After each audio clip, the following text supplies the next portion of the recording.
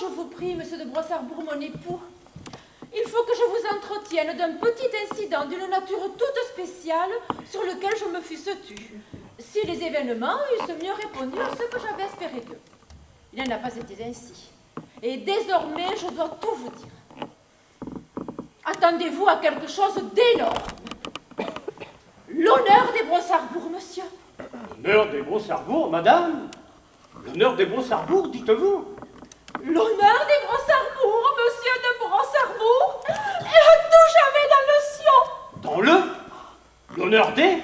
Qu'entends-je? Le nom de votre complice, madame. Il me faut son nom et son sang. Ah, tête de Dieu, son nom, vous dis-je. Le nom de cet homme à l'instant même. Je l'ignore. C'est une étrange et mystérieuse histoire que celle dont il me reste à vous faire le récit. Écoutez et jugez du reste. Vous vous souvenez qu'au mois de novembre dernier, vous conviâtes quelques amis à venir séjourner au château pour y faire avec vous l'ouverture de la chasse. Oui. Ils vinrent au nombre de 6. Oui. Le vicomte de la Moto-Dame. Oui. Le chevalier de mes pieds. Oui. Monsieur de Poilioudet. Oui. Le général de la Ronsardière. Le docteur Bougredal et Oscar de Poutrepéto. Parfaitement. Eh bien. Eh bien, voilà. 2 ou 3 jours après l'arrivée de ces messieurs, je changeais de linge à ma chambre avant de descendre présider le dîner. J'en étais arrivée à cette minute psychologique où l'extrémité inférieure de la chemise, remontée au niveau de la nuque, s'accroche inévitablement au feu d'artifice d'épingle qui jaillit de la tête des femmes. Par égard pour le faubourg, je vous demanderai la permission de jeter un voile. Je vous en prie. Soudain, alors que je me débattais pour dégager ma tête du frêle tissu qui l'enveloppait, j'entendis doucement s'ouvrir la porte derrière moi et une voix d'homme, s'écriait « Tonnerre de Dieu, la belle femme !» Je poussai un cri. Au même instant, quelqu'un s'approcha de moi et mettant à profit l'état de quasi-captivité et de cécité absolue au sein duquel je continuais de me débattre, répéta par 3 fois « Du satin, du satin, oui, oui, du satin tout craché, tout en passant la paume de sa main sur la naissance de mes... Pour la même raison que plus haut, je vous demanderai la permission de jeter un 2e voile. »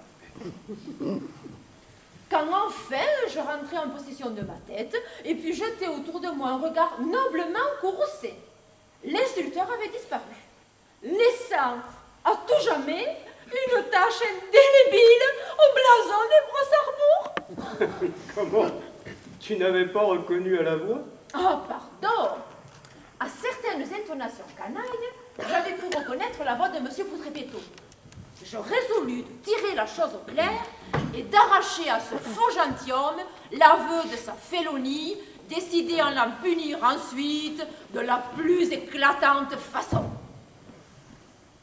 Usant des armes que la nature nous a données, le charme, la coquetterie, la séduction, je l'attirai à un rendez-vous qui devait être un guet-apens.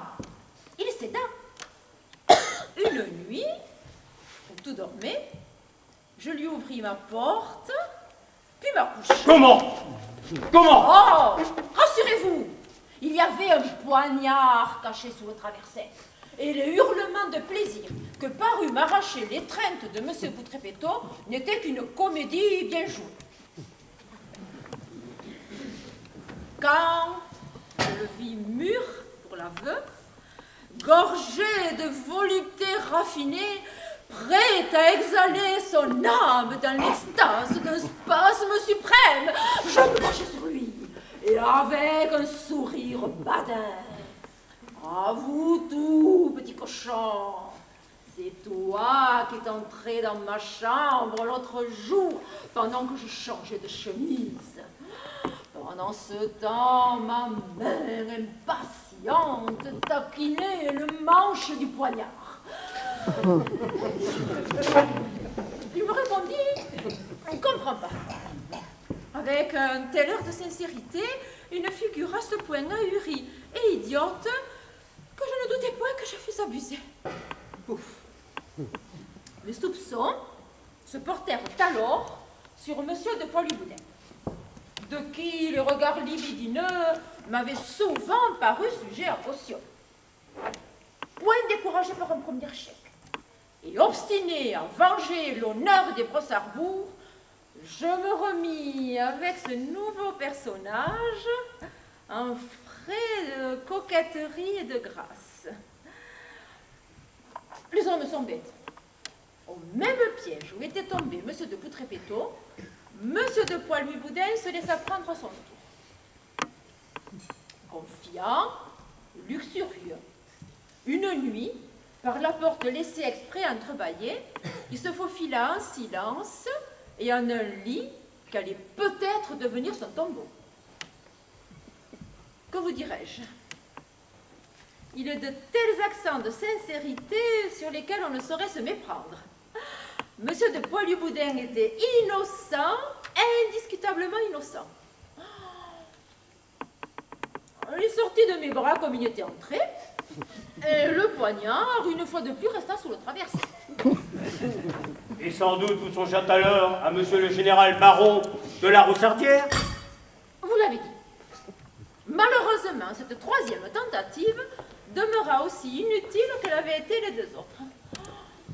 Et il en fut de même pour le chevalier de mes pieds. Puis pour le docteur Bougredal. Oui, et pour monsieur de Poutrepéto, oui. Et si bien que j'en suis venu à soupçonner le cocher. Et là? Oui, monsieur, ou le concierge. Le concierge? Oui, le concierge. Et j'en aurai le fait mot avant qu'il soit 8 jours. En vérité, madame, vous êtes plus bête 100 fois que tous les cochons de Cincinnati. Que ma figure se couvre de boutons, si je vous eusse pu soupçonner aussi démesurément imbécile. Je ne me serais point laissé aller à l'innocente plaisanterie qui consista à vous tapoter le derrière en le comparant à du satin.